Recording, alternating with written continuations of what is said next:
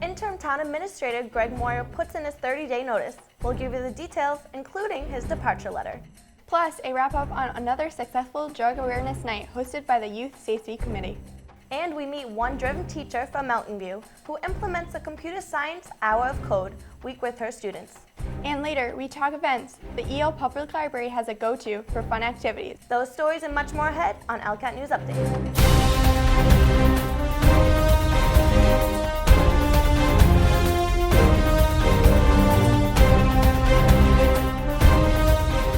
I'm Rebecca Green. And I'm Allie Carrington. We begin tonight with a turn in our town government. Interim Town Administrator Greg Moyer submits resignation. The town is left in an unfortunate place. Moyer's absence falls in a bad time, right in the middle of drafting the fiscal 2017 budget plans. Handing in his 30-day notice, a letter was also written addressed to the Board of Selectmen. The letter states Moyer's input on what he thinks the town should do concerning its government. An excerpt in the letter states, the town needs to be one town with one manager and one elected board, not separate boards and departments with separate supervision and agendas.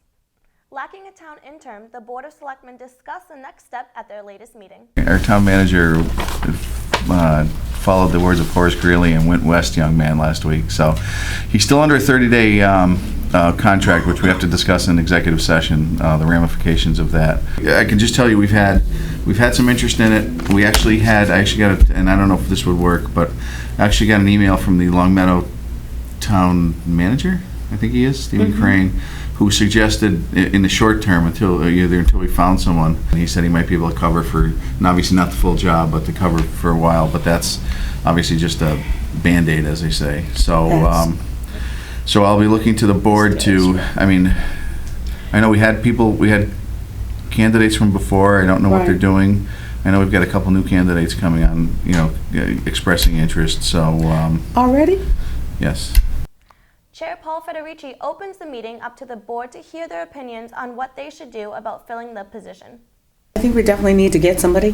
With regards to Mr. Crane, I think there's enough going on here that we really need to have somebody of our own. I also think we should look at some of those candidates that had applied prior to. I got calls at my house and I went and interviewed, well not interviewed, I went and talked to the gentleman. Okay. This weekend, two of them. Okay. I found out about it somehow. Under emergency condition, we don't have to put it out, we can hire somebody if we do it month by month. And he would take the half pay for the month, and then we could decide whether we want to keep them later. If we can get like maybe 4 and even take a look at the people that were here before and get them all in here on the 22nd, and then at least get through everybody and make a decision. And like you said, we can, even if it's, I don't know if some of the people like this, but I like that idea of being month to month.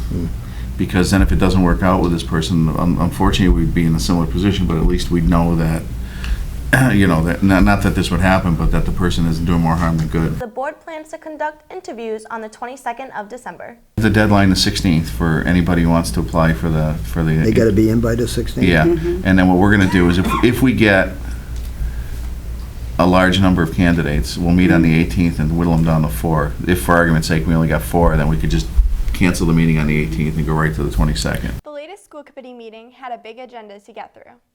First, the leadership team provided a SMART goal presentation along with the results of the Park High School exam. SMART goals, basically they stand for specific, measurable, attainable, yet challenging, relevant, and timely goals.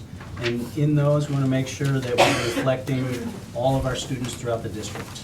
You can see we are in red and the state is in blue, so although a much more rigorous assessment, our students still performed very well, and as the data indicates. Usually when we do MCAS, we show you exceeds and meets the advanced or proficient, and for Park it's exceeds or meets, and here's what that data looks like. And again, we are above the state in students who are scoring a meets or exceeding the expectation. Another topic of discussion, a new math curriculum. Elementary teachers have been and will continue to be provided professional development as we implement the new math curriculum.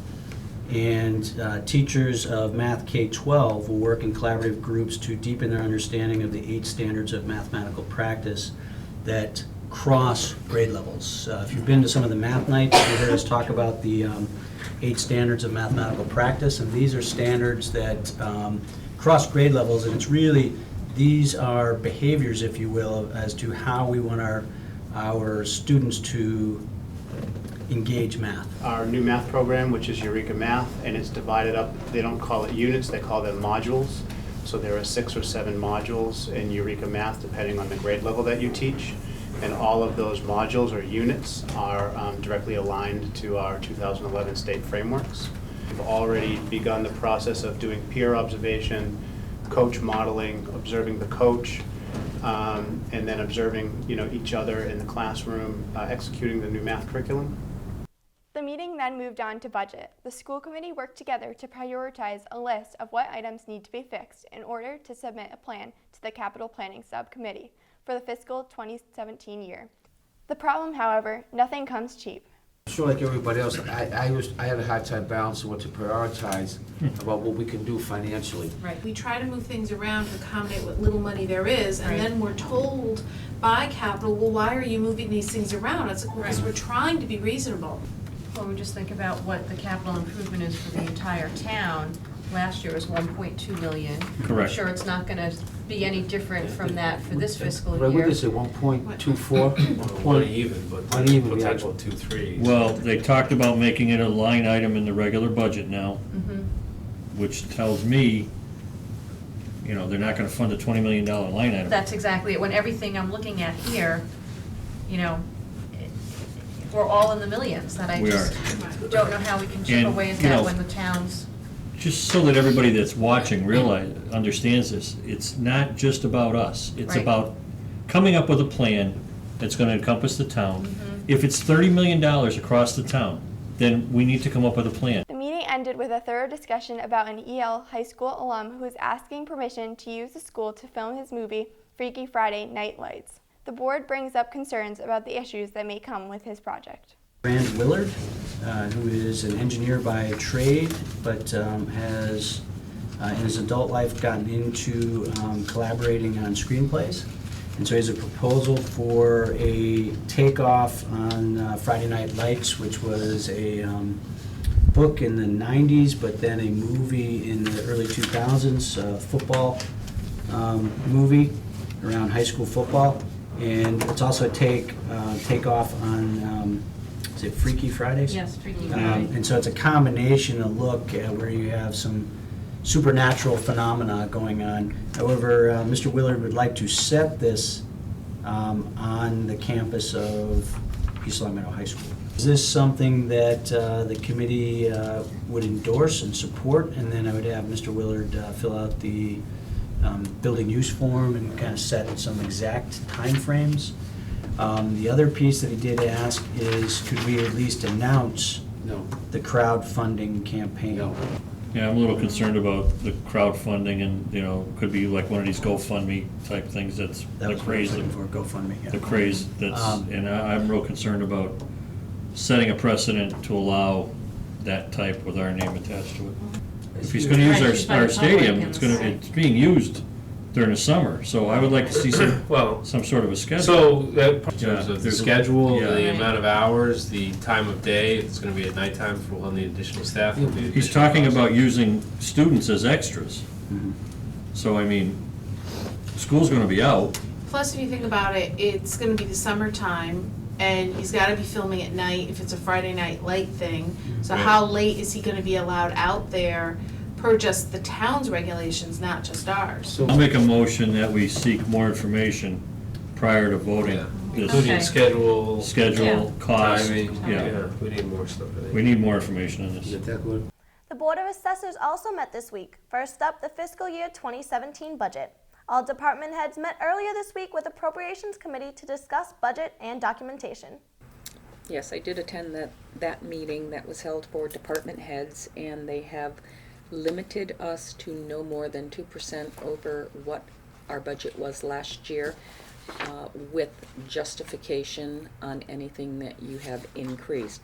And the examples that they have given us is if you had contractual increases, make sure that you provide that type of documentation. Just so the board is aware that the TEU has not had any contract negotiations as of yet, so we cannot include anything additional because it's undetermined at this time. All other salaries are already based on either what it was or based on work contract. A possible donation of land also came up at the meeting. Someone has offered to the town a 10-acre parcel of land, and they want to donate it for conservation purposes. And members of the Conservation Commission were going to go and review the property. Good. Because naturally you don't want to, have someone offer you something and then find out that maybe it's going to be more costly for us to maintain. Let them donate. Yes, I would. And the amount, there's certainly, the amount of taxes on it is small enough not to be, so that that's not a serious consideration. Right. Yeah. Having it go tax exempt is not a Exactly, serious it's not a consideration. big loss in tax dollars, and I think it's a gain, and especially where it backs up to some of these homes and so forth, I think it gives them some protection. Very good. And we're not losing out on like a subdivision either. It looks like it's too wet back there. Right. The Charter Commission has completed the basic framework for the proposed charter. They expect to send a finished draft to the Attorney General's office before the end of December. A public hearing will be held in mid-January. I would make a motion that we accept the document submitted tonight as amended tonight by the votes we took here, and authorize the chairman to submit that as our preliminary draft to the Attorney General's office for publication and to any other agency required to meeting the intent of the statute. I'll second that. Discussion? Hearing none, all in favor, please say aye. Aye. Now that we are on our slightly revised timeline, this is going to go into, assuming we're all set with it, this is going to go, knock on wood, going to go into the newspaper, which comes out on Thursday. Also, it's we should simultaneously be submitting it to the AG's office, and I've already spoke with the AG's office. They know it's coming. And the community. DHCD, yep, is the other one, statutorily required. Yeah. And so, the AG's office has an email submittal that you can do. We just need to talk to the clerk's office and have it go through there. And then we have 4 weeks from that date, from the submission to the AG's office, to hold the public hearing. On Tuesday night, the Youth Safety Committee hosted a free drug awareness event. A great turnout that increased knowledge and awareness about the opioid crisis. The event connected community members together to see how addiction affects communities as a whole.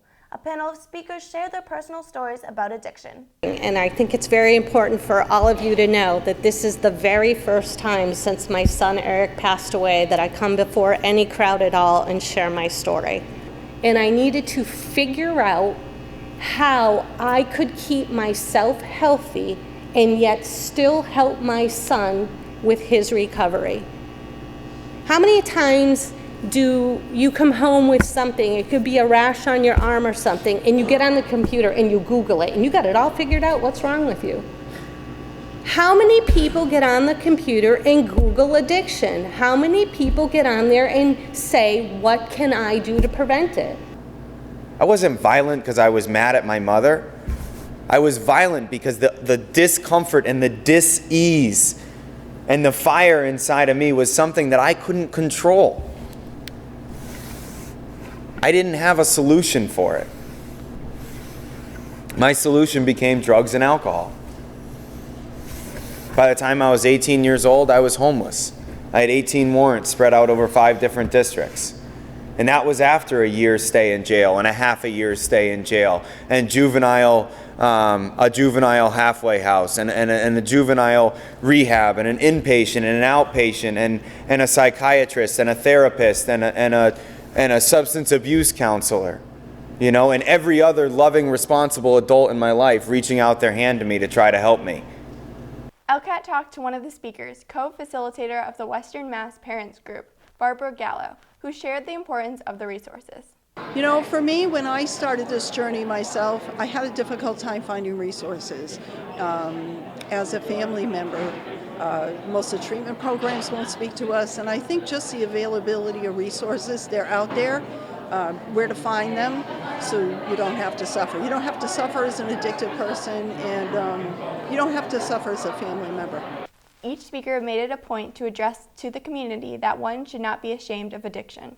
Addiction is a disease, and that one should do their research along with getting the appropriate help. I've gotten to the point today where I'm no longer ashamed. You know, that's really why I'm here today, is to tell you, like, there's nothing to be ashamed of. You know, whether you're the parent, whether you're a sibling, whether you're the addict, it doesn't matter. There's nothing to be ashamed of. This affects everyone, you know. And one of the things that almost killed me was the fact that I kept my mouth shut for such a long period of time because of my fear, my insecurity, and the fact that I cared what other people thought about me. Okay. I know a lot of times folks talk a lot about, you know, just say no and, you know, don't do drugs.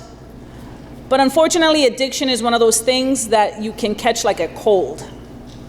I believe Gerard said it best. It has no name. It doesn't matter who you are. And we don't want that to be a part of your legacy. A standing ovation was given after every brave speaker. Overall, a useful and valuable event for the community. As an educator at Birchland Park Middle School, I'm so glad that I came to this event, and I hope that I'll be able to better serve my community and students as a result. If you missed the event, be sure to watch the complete version on our ELCAT YouTube channel. In other news, a proud moment for the EL public school system. Young students are learning coding, which will greatly benefit their future. Enrichment teacher at Mountain View, Deborah Barry, attended a coding workshop last year that influenced her to take part in the Hour of Code Week. All students at Mountain View were given the opportunity for an hour each day to learn and improve their coding skills.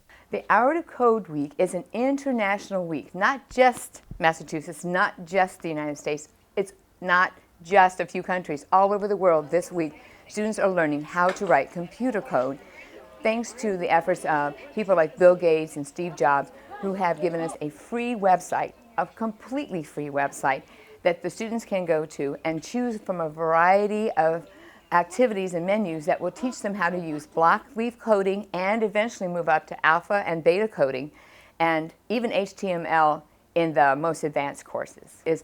I do robotics with my students, and we use We Do Robotics, which are little mini robots that are run with block code. So if the kids learn code using We Do robots in just a single line, by using this program they can do multiple lines of code and see how it all fits together to run different machines. You can make him throw a ball, you can make him flip his lid, and he doesn't actually walk around. Our next robot that we're going to build using NXT will actually have robots walking. But this is the claw. And another team is building this, which will eventually be connected to the brain, and they'll write a computer program, download it into the brain, and then make the claw move and pick things up. So you can see they're learning about gears. And then their computer programming, again, is block coding so that they can direct their small robots to move. Barry says she is grateful for the town of East Longmeadow and that they are fortunate that every child has a computer to use. Just how grateful I am to the town of East Longmeadow for providing us with the computers so that all children can access. You notice today that all of the students had a laptop in front of them because we have a laptop cart with 30 laptops, and in the other wing we have another laptop cart that the students can access. So computers are available to the kids. Thank you, East Longmeadow citizens, for funding the school so that we can have access to our future for our kids. This week we talked to one local star, Maureen McPhail, author of the new published book, Little Blue. We talked to the author herself to find out more about her book. The book is about a little girl and her sister who rescue a baby bird, and kind of the adventure they go on taking care of it until it's fully healed and released. In the book, I talk about fighting the good fight. I'm trying to say in the book is we need to take care of each other. With everything going on in the world, it's really all about looking in front of you and doing the right thing. As an assistant kindergarten teacher at Meadowbrook Elementary, McPhail inspires her students every day. She hopes that her work will influence students to write. Never too young or too old to write it down and to publish it. So I like being that inspiration for them. That's a great way to share your story and to learn and to grow if you write down your stories. Helping students and a cause, the profits from Little Blue will go towards a nonprofit organization, Haiti 180. I am just grateful that I am able to donate the profits to Haiti 180, which is an organization through actually a local person here who started it, Sean Forrest. He went over to Haiti and saw the need, and he's walking the walk. So I'm talking the talk, he's walking the walk, and I'm going to try and follow suit by helping him with the profits. Maureen's book is available for purchase online at Amazon.com and Barnes & Noble. McPhail, along with other local authors, will be at the EL Library for a book signing. December 12th at the East Longmeadow Public Library at 11 o'clock, and I'll also be with the awesome Barbara Spear, second grade teacher here, and Betsy Sheehan, who also wrote amazing books, and I'm just very grateful to be able to be in their company. We live in such an awesome community that inspires me daily, and I'm just grateful to have landed where I landed right now. Earlier this week, chocolatier Maria Brandreth presented a chocolate demo in the library. She has traveled the world training with chocolatiers for many years and showed off her skills for the audience. One interesting fact, temperature plays a critical factor when working with chocolate. If the chocolate is too hot and you're putting your centers into it, the centers are going to start melting into it, and it's going to gum it up, and pretty soon you're not going to be able to dip anymore. But more importantly, do you know, like when you have a nice coated chocolate with a creamy center and you bite into it and it's got that nice snap? That's because it's tempered. The snap is created by the tempering process. Coming up next week at the library, a new trend that is sweeping the nation, adult coloring groups. Have built up stress? The adult coloring group can draw that away with a relaxing event called Outside the Lines. Be there on December 16th at 6 p.m. Also at the library, the Giving Tree.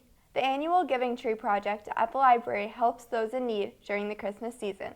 Children's librarian Jenny Kinder tells ELCAT about the program that benefits the Family Place Homeless Shelter in Holyoke. A project that we do every year, come to the library and find a tag on the tree that identifies boy or girl and ages, and our patrons come in and they take a tag and then they go and buy a new gift for that particular type of child.